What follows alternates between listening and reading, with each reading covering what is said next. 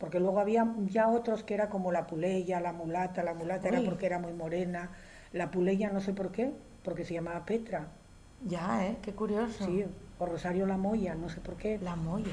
sí, sí, o sea, eran motes muy...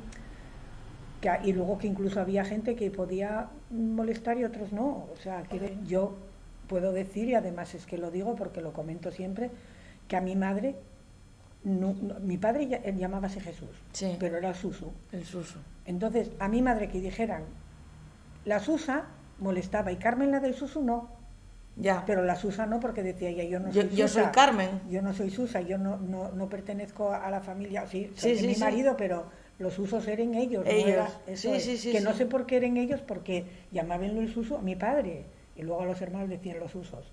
Sí, sí, sí, Sí, sí. sí, y no era que ella dijese, no, ella decían, oye Susa, y decía, no, Susa no, yo soy Carmen, la Fianati, la del Susu, como Sí. tú quieras, pero la Pero Susa no. Susana. O María, Mm. María la dejó a Colbicho. Bueno, pues lo dejó a Colbicho, no sé por qué, y tampoco sé ni por qué se lo denominaba así. Pero era eso, y bueno, pues lo del bicho, para que no, como que no.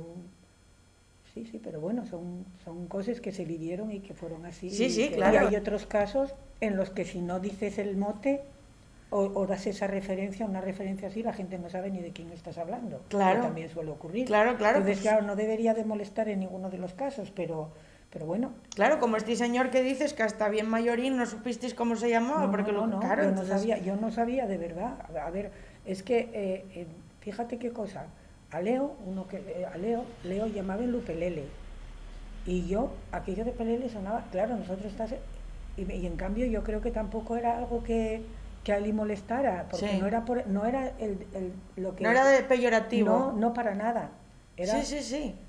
no sé decir, que llegabas allí y al que había identificar a la gente, a veces dices, oye, ¿y quién es fulanito Sí, de nombre tal? y Dices, no, apellido, no sé no, quién es. no sé quién es, no sé Sí, de sí, quién me sí. hables, pero ¿de quién me Claro. hables? No, es que hay el fiu de fulano. Ah, vale, sí, Sí, sí, sí, sí, sí, sí. sí.